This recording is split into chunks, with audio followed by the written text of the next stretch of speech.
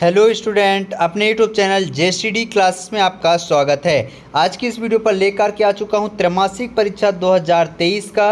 ये आप देख सकते हैं भौतिक शास्त्र का ए सेट है। कौन सा सेट है? ए सेट पेपर है कक्षा 12वीं का। आप देख सकते हैं आपका भौतिक शास्त्र 70 नंबर का आएगा। यदि मैं पूरे क्वेश्चन जितने क्वेश्चन मैं बता रहा हूँ यदि आप तैयार करके जाते हैं तो 70 में 60 लाने से कोई भी नहीं रोक सकता है।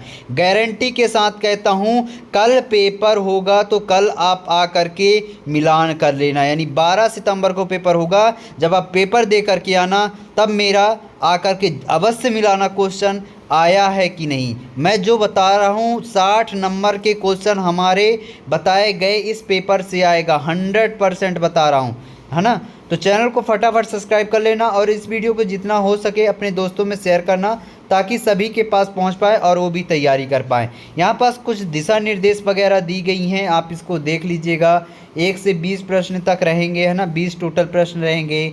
1 से 3 तक 6 अंक के रहेंगे और 4 से 5 तक 5 अंक का, 6 से 12 2 अंक का, 13 से 16 3 अंक का, 17 से 20 4 अंक के रहेंगे।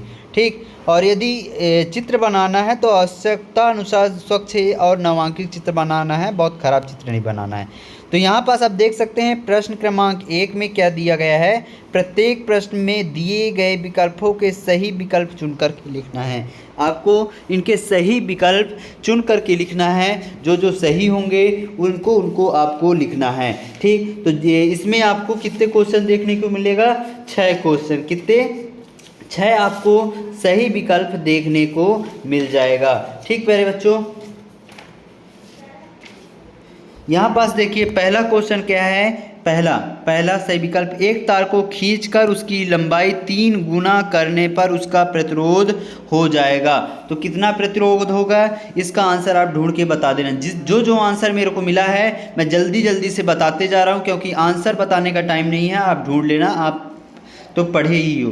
फिर यहाँ पास देखना दूसरा क्या है। एक समांतर प्लेट संधारित्र की धारिता निर्भर नहीं करता है। किस पर निर्भर नहीं करता है?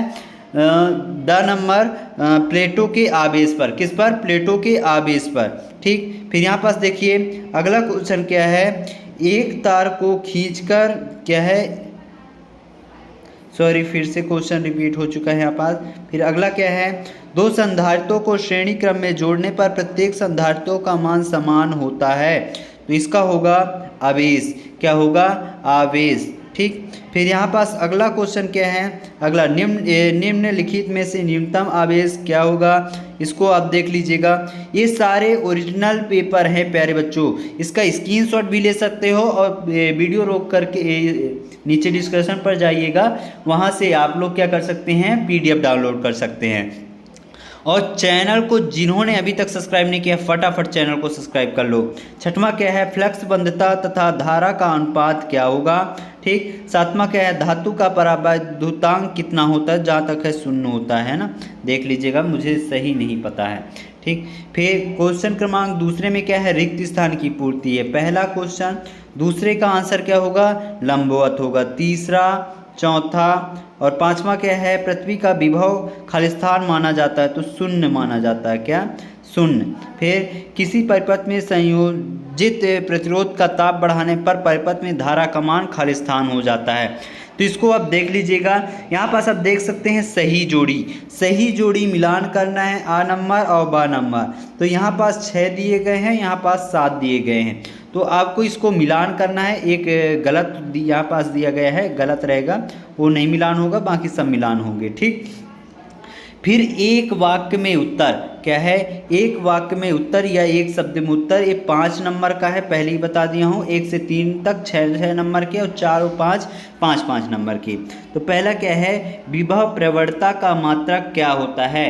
तो विभव प्रवणता का मात्रक क्या होता है, वोल्ट प्रति मीटर। क्या होता है, वोल्ट प्रति मीटर। ठीक। क्या?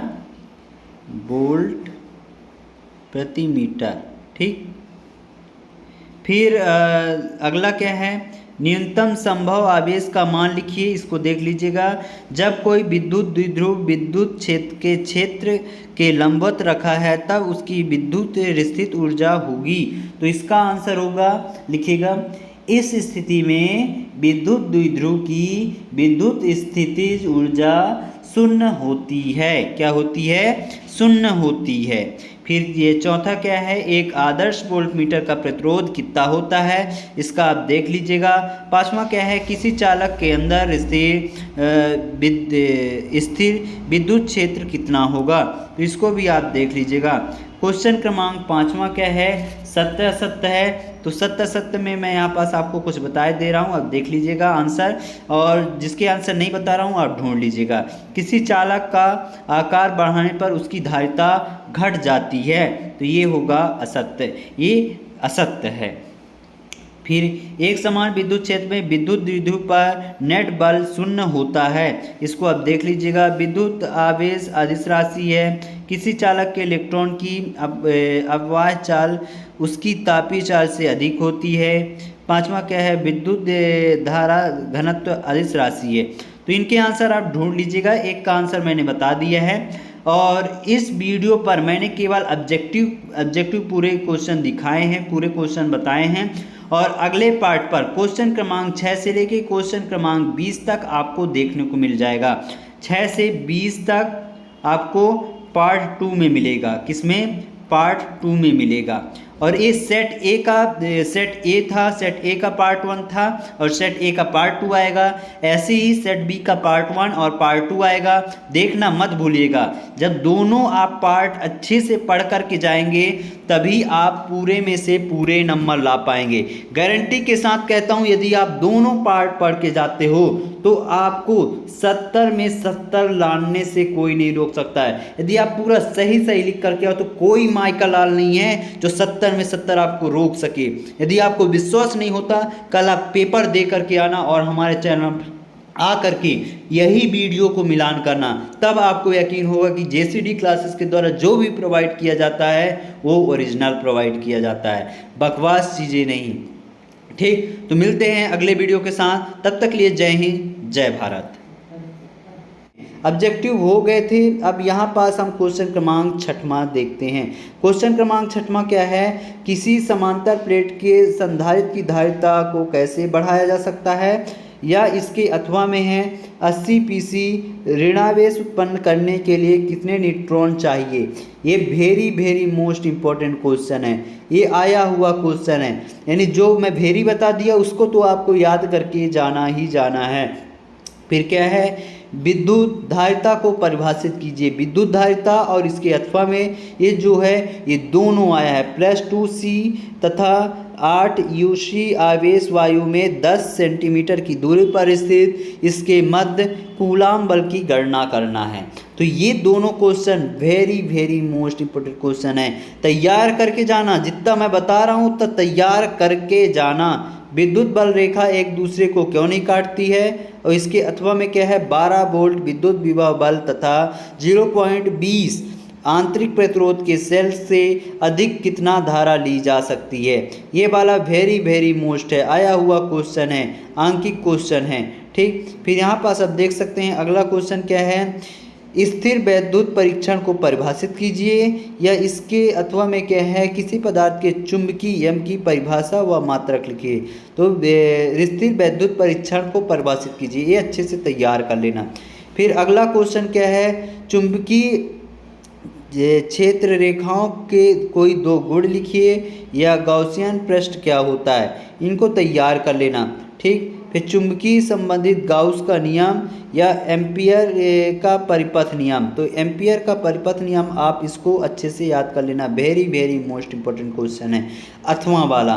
फिर यहाँ पास मैं आपको बता रहा हूँ ये दोनों के दोनों क्वेश्चन वेरी मोस्ट क्वेश्चन है, आए हुए क्वेश्चन है, कल आपको देखने को मिल जाएगा।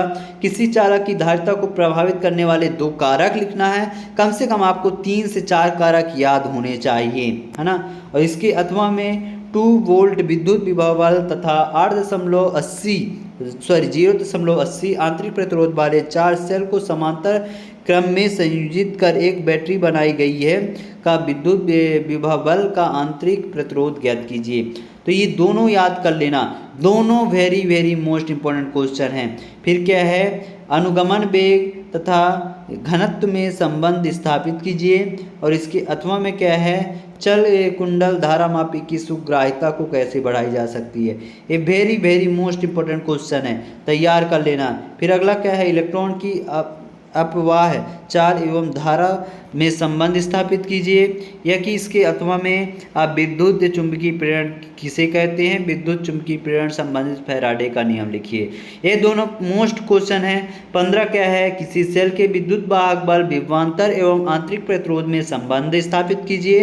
या कि अथवा में है, ताप बढ़ाने पर किसी चालक की प्रतिरोध क्यों बढ़ जाती है, प्रतिरोधकता के एवं ताप के मध्य संबंध स्थापित कीजिए। तो ऊपर वाला क्वेश्चन आया हुआ क्वेश्चन है। फिर क्या है, ओमी तथा अनओमी प्रतिरोध से क्या तात्पर्य है, उदाहरण देकर के समझाना है।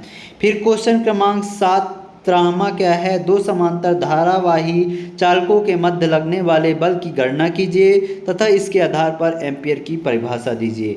और इसके अथवा में है, विद्युत क्षेत्र के लिए गॉस का नियम लिखिए तथा सिद्ध कीजिए। ये सारे के सारे क्वेश्चन वेरी वेरी मोस्ट है। ये वाला क्वेश्चन, ये अथवा वाला 18वां का अथवा वाला वेरी वेरी मोस्ट है, ये आपको देखने को मिल जाएगा। ठीक, फिर ये 19वां क्वेश्चन है, यहाँ पास आप देख सकते हैं। 19वां में आपको ये वाला, किसी परिनालिका के स्वप्रेरक तत्व के लिए सूत्र ज्ञात कीजिए। स्वप्रेरक तत्व किन किन कारकों पर निर्भर करता है, इसको अच्छे से तैयार कर लेना, ऊपर वाला भी तैयार कर लेना।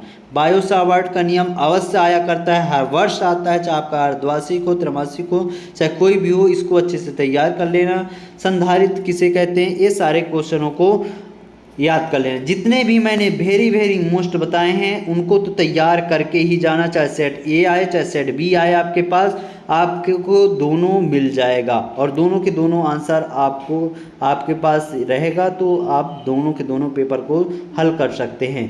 तो प्यारे बच्चों, इसके सॉल्यूशन आपको अगले पार्ट पर मिल जाएगा। तो मिलते हैं अगले वीडियो पर, तब तक लिए जय हिंद जय भारत। और इसका सेट बी बहुत जल्द अपलोड होने वाला है, उसको देखना मत भूलिएगा। मिलते हैं तब तक लिए जय हिंद जय भारत।